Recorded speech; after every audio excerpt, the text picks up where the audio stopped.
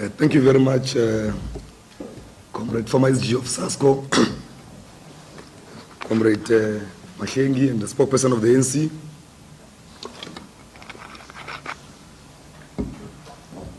We got our autonomy back.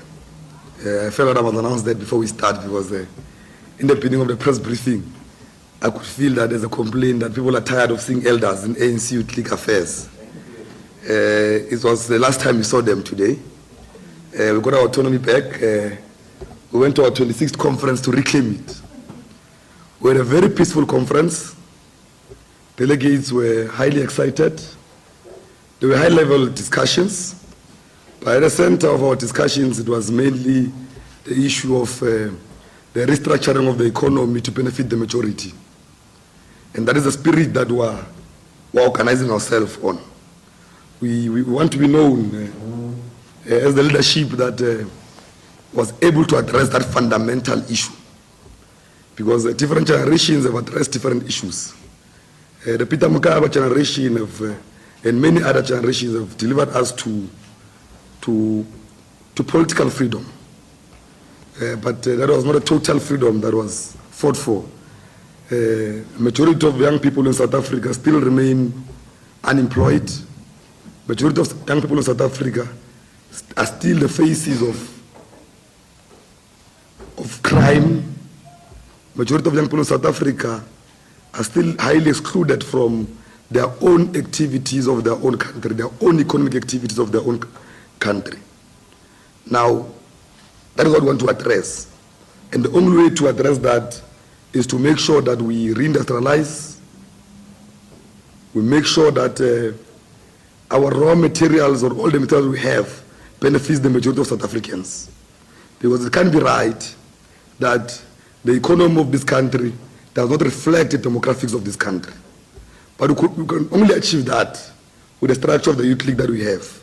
The task teams that we had for the past 8 years were delayed because we never had a strong united voice with executive authority to address all of these problems. Now, all of these issues will further be engaged, will further be addressed on our second leg of our conference, where we'll be having full-fledged commissions. It will be a hybrid conference where all provinces will connect and further have commissions so that we consolidate a declaration that will be delivered by our Secretary General, Comrade Ngudle, and that declaration will cover all the issues that we're dealing with. We know very well yourselves as young journalists, you are overworked and underpaid. And no one speaks about that. We always speak about other people, and we leave you guys who are overworked and underpaid.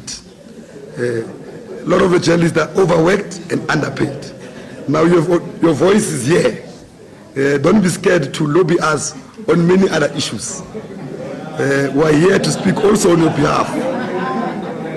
We're here to speak also on your behalf, because the work that you are doing to cover us, it's a lot of work. You were in the conference of the ANC Youth League. It was very cold. You never left. You never said it's cold. Let's go home. These people are taking long to start. You did not give up on us because you understood that a conference of the ANC Youth League means that a new voice of opinion to represent your interest is going to be born. Now that's why your interests are also covered here with us. Now we fully appreciate that.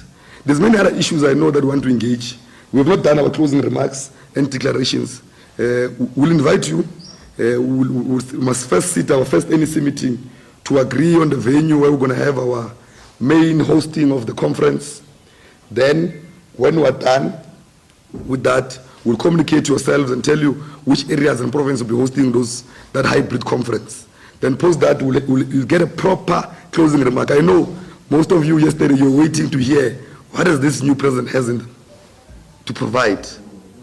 And that could not happen because we spent a lot of time trying to resolve many other issues. We had a short time to also elect and nominate.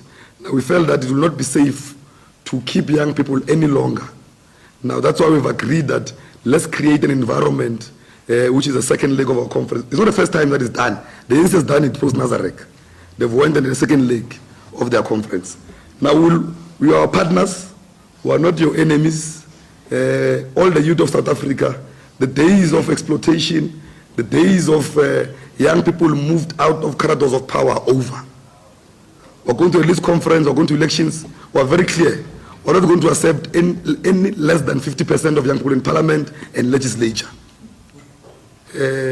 Parliament is not a retirement village. We're going to use the 50% that of the older will remain, we'll use them for wisdom. But we don't need to have 80% of them in parliament. If it means we get to 70, we'll be very happy. But we're not saying that we're cleaning them out, but we're saying that majority must be us because the future belongs to us. You can't say we're planning an agenda 2050, but that agenda is planned by somebody who's 70 years. He will not be there to account for all of those issues. We need to take responsibility of our own future. And this leadership is not apologetic about that. It's going to happen. The executive is going to be us. And everything that has to do with the power of this country, young people will be in the forefront of driving that agenda. And that is, we're going to be the voice to make sure we represent that interest. Thank you very much. Hello, Mzansi. Now that was Collen Malatji, who is the newly elected ANC Youth League president, and he was on a media briefing. Now, tell me what you think with regards to the newly elected leadership of the ANC Youth League. Do you think that there will be change as he is promising? Now, Mzansi, for more tea, please do subscribe and hit the notification bell so that you can be notified each time there's more tea on this channel.